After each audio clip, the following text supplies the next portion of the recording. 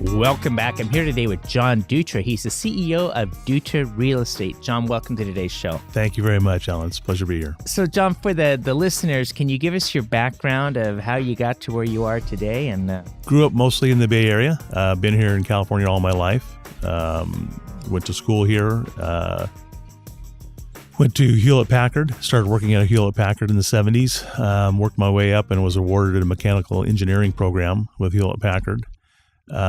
Left Hewlett-Packard and eventually came to what was then Dutra Real Estate back in the 70s. Started working there as a salesman first and then left the business. It was a family-run business, and at the time, working with my father wasn't exactly, I want to be a little more independent at that point in my life, and so kind of ventured off onto my own. Came back in the early 90s and have been working there ever since. And so from you're primarily focusing on commercial real estate now? That's correct. Yes. Yeah. My father started the company in 1972. In fact, we just celebrated our 45th anniversary 3 days ago. So 45 years here in the Bay Area in Fremont. And we started off as a residential real estate firm. By 1998, we were the 75th largest real estate firm anywhere in the United States. And that was all family owned. It was a private business at the time. And we came to a crossroads of sorts where the decision was to either jump in with the big guys or sell it and move on to a different type of business, commercial. And we chose to sell it at what we think was probably the best time, and have been commercial ever since 1999.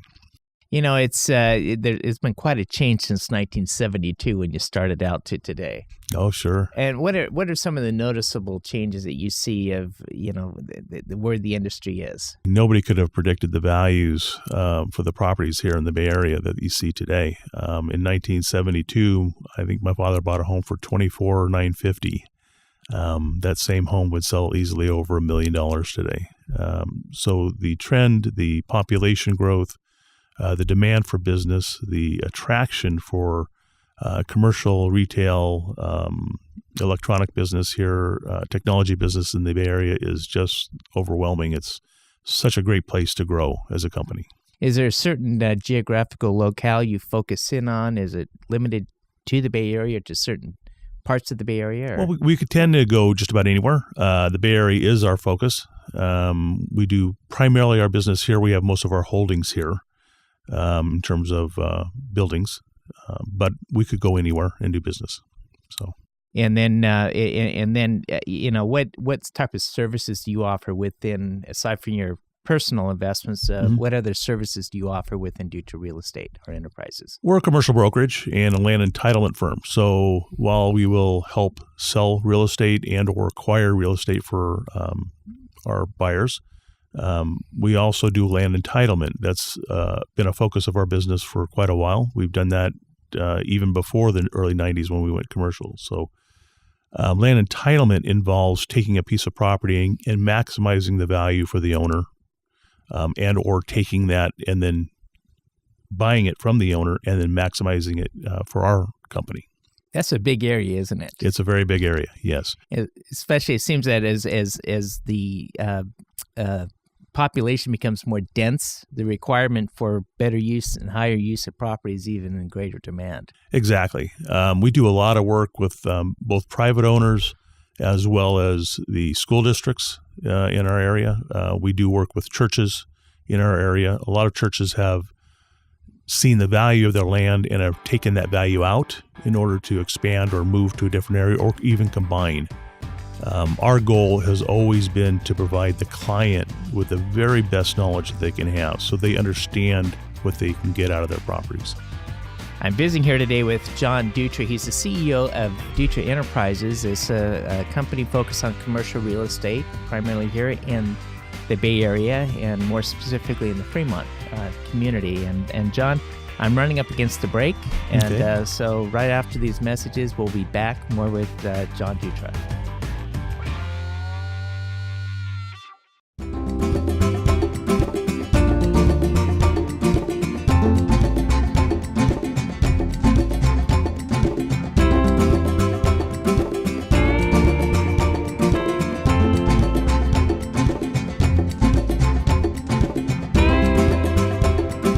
But you can't take your wealth with you. Spend time with your family.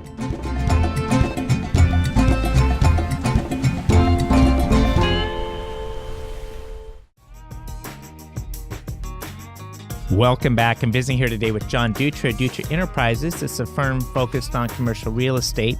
And John, in the first segment, we're talking about one of the services that you offer is helping to maximize the value of the property. Correct. So when I want to spend a few minutes talking about the approach to highest and best use that you guys use. When a client comes to us, typically with open land, we'll take a look at and value the land based upon what the city looks at, which would be zoning or the general plan for the site, and look to see if there's any value there with regard to development, either infill project where we're helping to put some homes there, or a commercial site, and look to see what would be the best value for the client.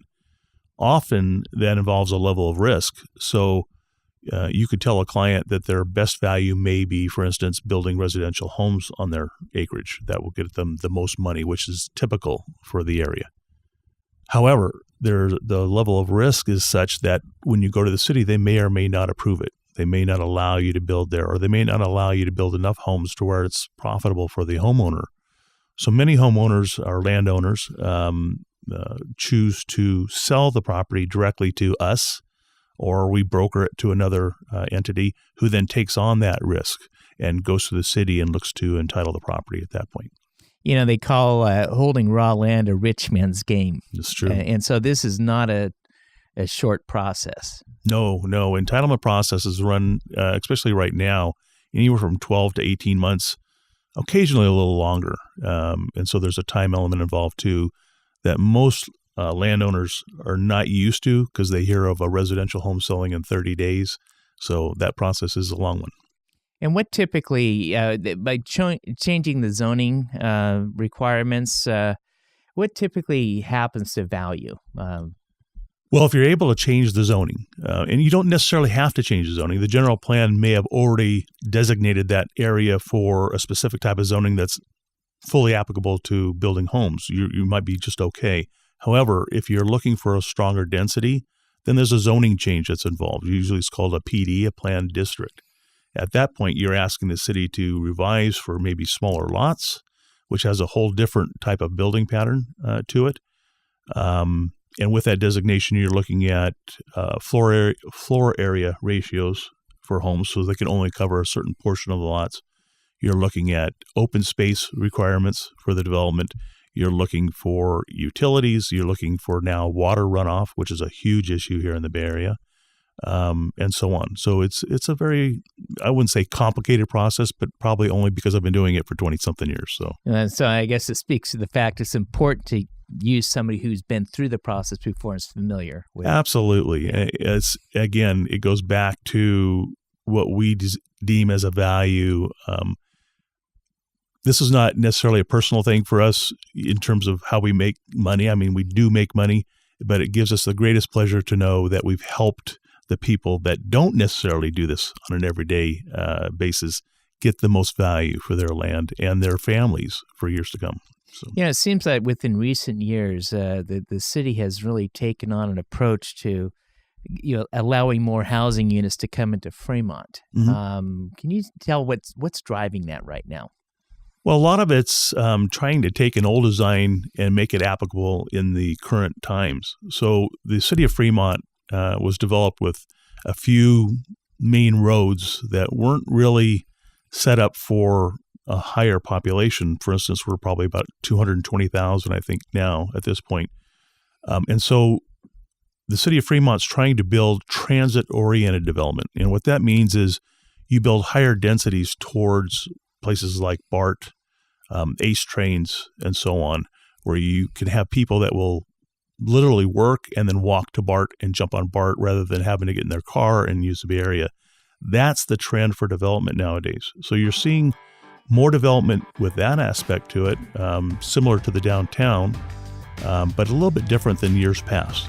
And I think that's coming on necessity because the infrastructure, the roads simply can't handle the people. That's exactly right. Exactly right. So. Go ahead. So, John, I'm running up against the break. Okay. And so I need to take another break. I'm visiting here today with John Dutra, Dutra Enterprises, CEO. And after we get down through the break, I want to come back and get more on a personal level of how you find balance in your life. That'd be great. We'll be right back after these messages. I love fishing, with my family. I think it would be easier to use a net. It was so much fun. The times when we are together, it makes it all the more worth it. Having Dad teach them how to cast a fly rod, and as long as we're doing stuff together, we're having fun. Some people see a father and a son fishing together, while others see a succession plan.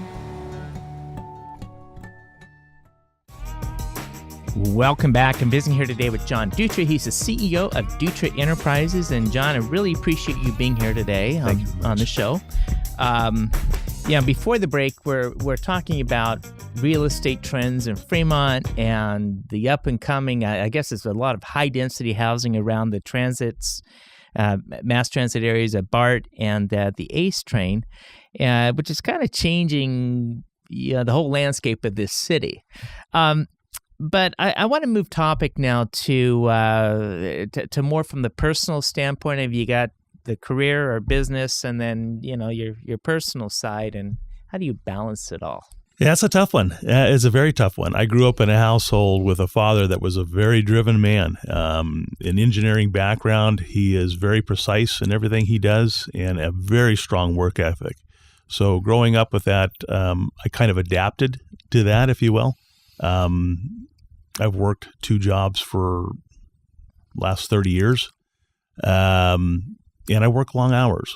However, I also have been drawn towards my faith. I'm a Christian and I attend church here in Fremont, and it's become a very strong drive for me in terms of my passion, rededication to my family, who's always been number one for me, but I'm more and more realizing that time is the greatest gift that you can give anything. So, I have to take a little bit of time to mention about your dad. When I was 27 years old, I bought my first home in the Centerville area here.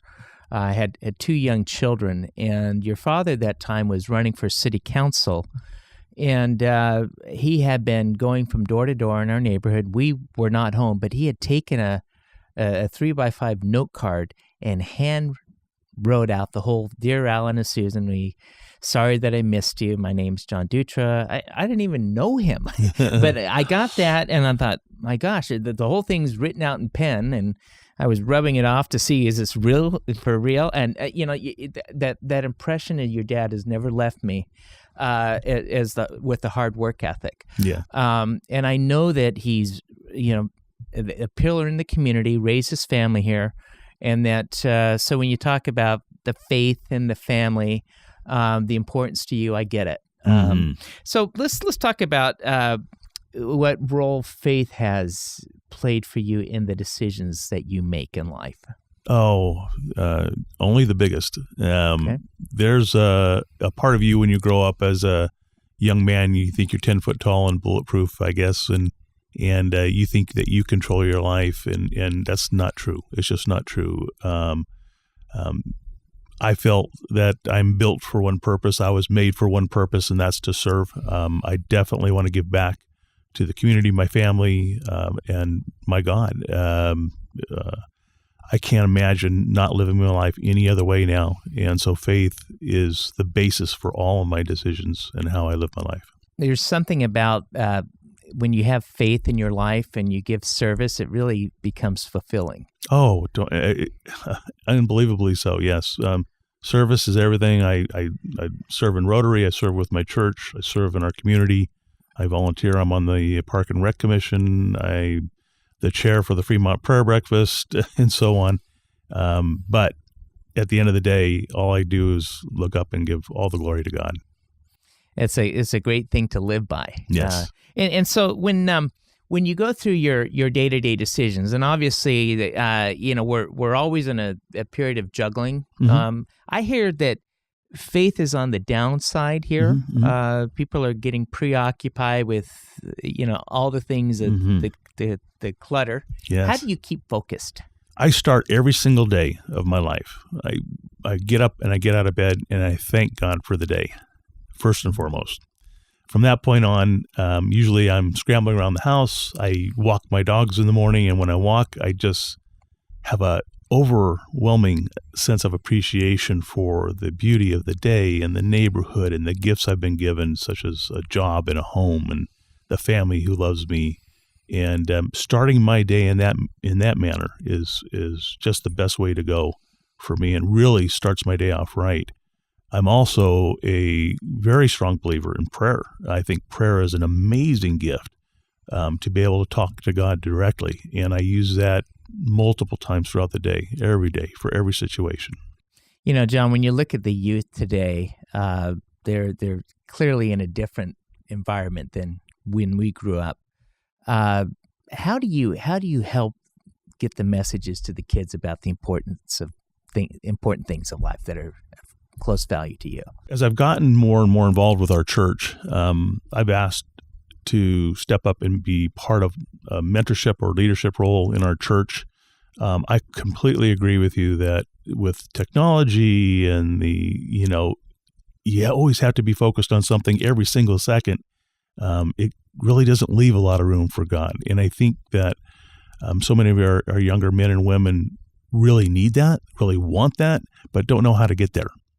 And so the best thing that I can do is probably show them through the way I live my life, show them how much God truly loves them, and then spell that out. Just recently, I was asked to speak about God in my life to the youth that do the setup at our church. And I just told them how much it meant to me. And after we all broke, I must have gotten like 5 or 6 pats on the back and several handshakes saying how much that meant to them, which just was overwhelming to me because I don't consider myself necessarily a teacher. But it was awesome. I guess living life by example and loving is probably the most effective way to reach out. Exactly. Well, John, we're running up against the break again. Any final messages on for the group here? I just want to thank Alan and his family for the time that he's given me here. It's just like talking to a best friend, and so I'm so grateful for that. But I also want to make sure that others know that if anybody has any questions at all, they can always call me anytime, and I'd be glad to help them. And how would they reach out to you? They can reach me out at my office. I can give a phone number. It's 510-353-9984, and I look forward to helping any of you or your families. Been visiting here today with John Dutra, Dutra Enterprises. John, thanks for being on today's show. Thank you so much, Alan.